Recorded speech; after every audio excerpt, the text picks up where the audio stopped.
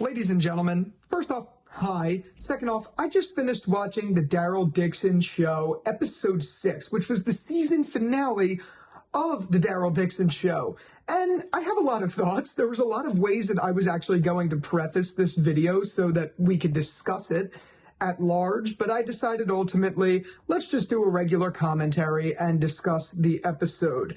What I was initially going to do was kind of like a sketch sort of thing where I'm sitting down at a therapy chair and I'm like, well, I liked the episode, but, and then I decided let's not do that. And sorry for the lighting. For some reason, my ring light just keeps turning off. I don't know, whatever. We're going to deal with it. We're going to get past it. But overall, I decided it's just better to jump into this episode as a commentary like I always do. I have a lot of thoughts on this episode. And on one hand, I really liked the episode.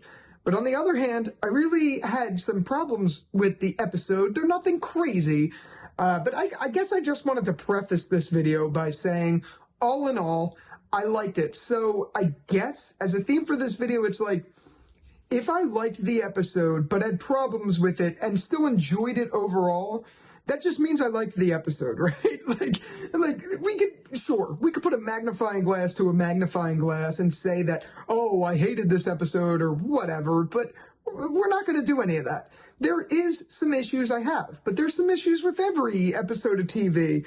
And if overall I enjoyed it, that's all that matters, right? Because I did. I thought this episode was another fantastic episode. Fantastic, I don't know what I'm saying. I thought this episode was another fantastic episode of the Daryl Dixon Show, which means it's 6 for 6. Every episode in season 1 was a banger. Even this one, even though I had problems with it. I did want to preface the video by saying that. Overall, I enjoyed it. I liked the episode. I thought it was a fantastic addition, a great way to end the show. That being said, or end the season, whatever. But that being said, I had problems with it. And that's okay, but we'll get into it. So just know, everything I say, it means, in general, I liked it, that's it. Okay, so we're going to get into the episode. Essentially, this episode picked up exactly where episode 5 left off, where we saw Daryl finally fighting the zombies that were pack-a-punched, the Despicable Me, purple me's, whatever they're called, minions, I don't know.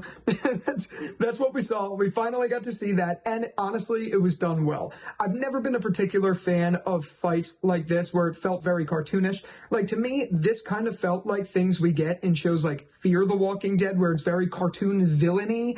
But it was better here. It worked well. The fight was awesome. But just like the whole thing with Madame Genet, I guess her name is, it feels very Fear the Walking Dead cartoon villain to me. Like, she's sitting there in an all-black, Third Reich-looking outfit, just like being like, let's get Daryl. Like, when you could easily just shoot the fucking guy. You know what I mean? Like, it's very cartoon villainous. I guess it adds suspense, blah, blah, blah, all that crap.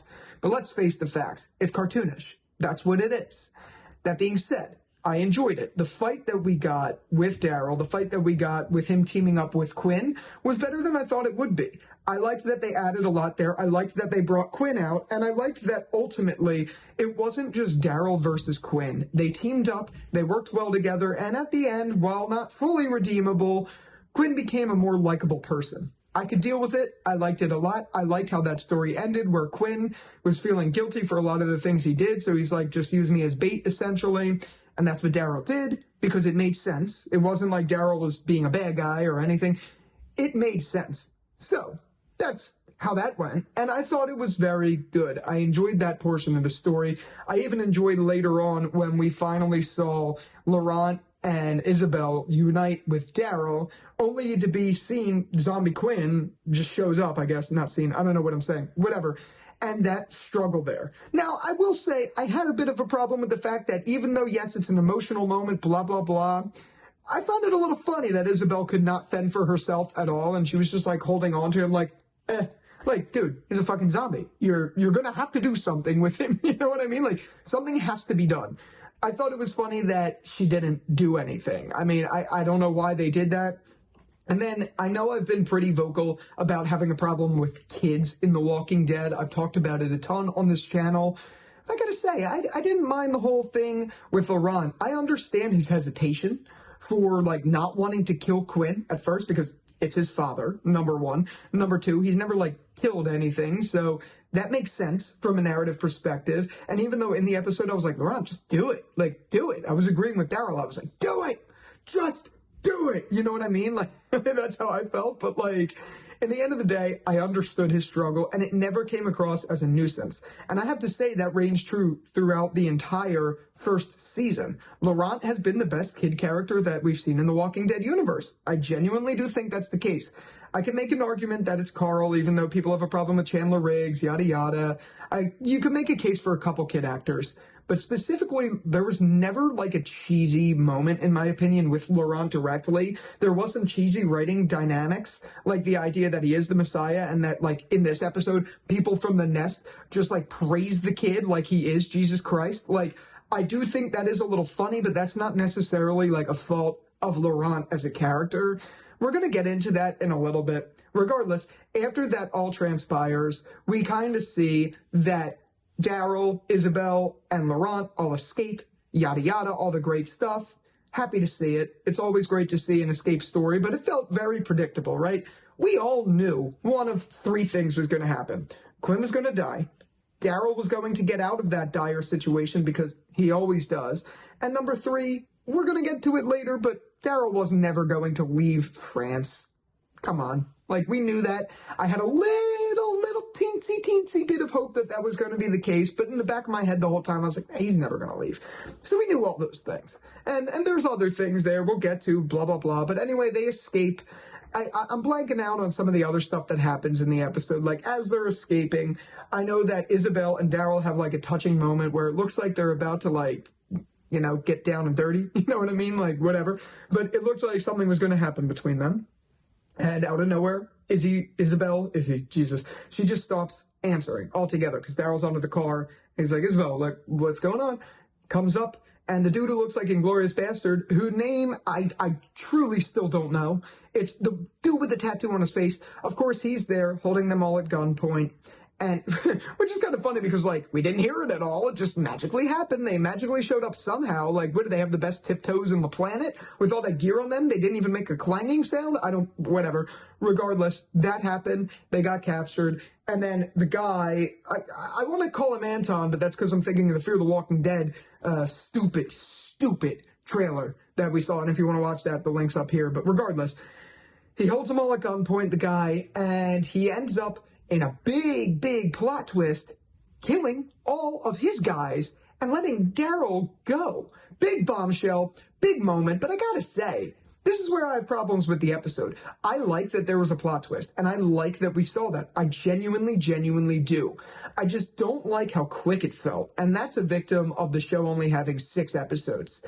That felt way too quick of a story to unfold. We never had any build-up in any which way, shape, or form that guy was going to turn to the good side. Ever. Yeah, okay, there was a little bit in the beginning where we saw him crying hysterically over his brother, so we get the revenge arc. We don't know him too well, so we don't know how he is, like, with killing other people, blah, blah, blah, all that stuff. But, like, his turn to the good felt really quick, in a similar way to how in Game of Thrones, and this is going to spoil some for Game of Thrones, but I'm not going to go too spoilery, but, like, in a very similar way, we're building up Jaime Lannister throughout the whole story, and then at the very end, he's just like, nah, bye, going back to Cersei. Like, that's kind of how this felt in a much more diluted version. I'm exaggerating a little bit. Like, it wasn't that bad, but it was a little bit like, dude, this feels just like a little too quick. A little too, like, we're out of left field, I guess is the phrase I'm looking for. A little too out of left field.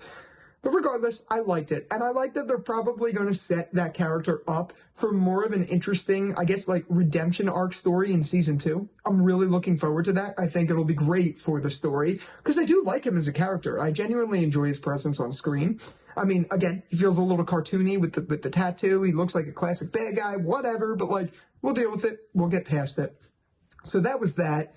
And then later on in the episode, we, of course, get to them getting to the nest, which, might I say, was it Hogwarts? Like, did they go to Hogwarts? Are they studying wizardry now? Like, I literally felt like we were watching Harry Potter and the Daryl Dixon Show. Like, I don't know how to describe it.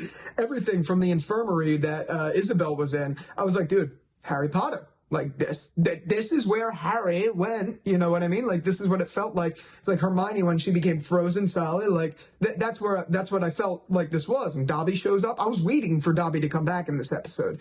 But regardless, okay, so we get them in the nest. The nest is a really cool place, and I have to say from a visual storytelling perspective, I loved it. It looked great, even if it was Hogwarts, which I feel like they had to have filmed part of Harry Potter here, because it looked one for one. I'm going off on tangents about it. It doesn't really matter. But in the end of the day, I liked what we got there. I liked the main leader of the nest. He seemed cool. He's from Hoboken, New Jersey, which is very close to me. So it's like, that's pretty cool. That was random. It's like funny when TV shows are like, oh, I'm from Hoboken, New Jersey. It's like what made you think about that? Like, why Hoboken of all the places in the United States? What made you think about this town? You know what I mean? I mean, obviously, like, it was just coincidental or whatever, but it's always funny when it ties back to somewhere you're local to. It's funny like that. But regardless, that whole story was great. I felt like it was a little quick. Like, 1 minute they're getting introduced. The next minute, Daryl is teaching them how to shoot guns. Like, a little cheesy. All in the span of, what, a day he's doing this? Okay, like, why? What was the reasoning? I didn't understand it, but whatever. So as the episode goes on, we still get more of the dynamic of Isabel trying to be like, Daryl, stay. Like, fuck your friends at home. Stay. You don't care about your friends at home. You care about us. You're with us. Like, it got a little repetitive this season with Isabel just trying to, like, mooch Daryl to stay. And I get it. She likes him. I get it. All that stuff. It's just like, dude, let the fucking guy live. He's not there for you. He just showed up here. You know what I mean? Like, he's not there for anyone but just by chance. He needs to get home. It makes sense why he needs to get home. And obviously, we knew it was going to come, but essentially everyone around him is trying to convince him to stay. Even the guy from Hoboken. They're all convincing him to stay. So it's weighing on his head, blah, blah, blah. He starts to go back on the boat. And of course, as he starts to go back, he changes his mind, or at least we think. But I will say, on the journey, it was amazing. We got to see something cool. We got to see Daryl Dixon's grandfather's grave. That was a great scene. It was a nice emotional scene from Daryl. Always seeing Daryl cry is a great thing. I like it. It fits well for a character like him to see those moments. So it was great to see in this episode. Genuinely enjoyed it. The shots there were amazing. The beach of Normandy was phenomenal. To see Daryl Dixon, a guy we saw for 11 seasons of the main franchise, killing walkers in Normandy was awesome. I'm not going to lie. Like, yeah, a little cheesy, blah, blah, blah, whatever, but that's the kind of fan service that I'm okay with because it was pretty badass. Not going to lie, I enjoyed it. But then at the end, like I said, of course, Laurent was there following him. How? Daryl didn't notice? No fucking clue. No idea. But whatever. Laurent's just there. So, of course, obviously he's not going to leave Laurent with all those walkers around. It's obvious he's going to at least go back and save him. Or something's going to happen. But that was the end of the main story. We did get, of course, as we knew, confirmation that Carol was back. If you were following a lot of what happened in New York Comic-Con and all that stuff, we knew Carol was going to come back. I was very pleasantly surprised to see her in this episode, though. I did genuinely think there was no way they were going to go this whole season without showing her, so it didn't surprise me that we saw her, but I liked it. It felt to me like there was a lot of parallels to something that happened, I think, in like season 6, I want to say, with Carol, where she was driving a car with someone. I forget the exact story. It reminded me a lot of the scene, not in season 6, in season 7, I think, when Carol was being shot by the savior guy and Morgan came in to save the day. Kind of felt a lot like that, or at least like there was a lot of homage to that, and I liked it. And I just liked seeing Carol again in this, but it raises so many questions. It's like, wasn't Carol like the leader of the Commonwealth at the end of the season 11? What changed in this amount of time? How much time has passed? Is she still the leader? Why is she out on her own if she's like the leader? There's a lot of questions to me about that just I'm going to be thinking about, and we're going to get into videos all about that stuff on this channel. So look out for stuff like that. But, I mean, I'm very glad to see her nonetheless. It finally feels like this is, like, in the Walking Dead universe. Like, of course it did, because we had Daryl, and we had some callbacks to Carol and stuff like that in this episode. But for the most part, it honestly really didn't. So bringing her back into the story, it felt great. It was great to see. I genuinely enjoyed it. Very happy with what we got there. But yeah, overall, again, there were some stupid moments in this episode. No doubt about it. There were. But I really thoroughly enjoyed it, and I don't want you to think otherwise. This episode was just as much a banger as all the rest of them. I'm still a little biased as of right now. I think season 1, episode 2 is the best episode of all of them. That's me personally. I know everyone has different opinions. That's why there's different flavors of ice cream. But this episode was still great, even though it had its flaws, whatever. The worst that it was a little bit cheesy in moments, okay? And not every show... I mean, every show has its moments like that, is what I'm trying to say. So, like, I could look past it. If I liked the episode, I liked the episode, and I genuinely did, and I can't wait for season 2. Unfortunately, we do not have to wait that long. Season 2 is right around the corner. It's coming out, I think, this spring. So, that was really quick. But we knew it was filming for a while, so that's all in all a good thing. And with all that out of the way, I'd love to have your thoughts down in the comments below on what you thought about this episode. We're going to save a discussion, even though I've already kind of talked about it in this video, we're going to save a more in-depth discussion on season 1 for another video. So look out for that within the coming week or two. Can't wait to talk more about that. And with that out of the way, I can't wait to start that conversation down there in the comments. Did you like this episode? Did you hate this episode? Were you somewhere in the middle? I'd love to hear about it down there. And with all of that out of the way, thank you again so much for watching this video. And until the next one, I'll talk to you later. Peace out.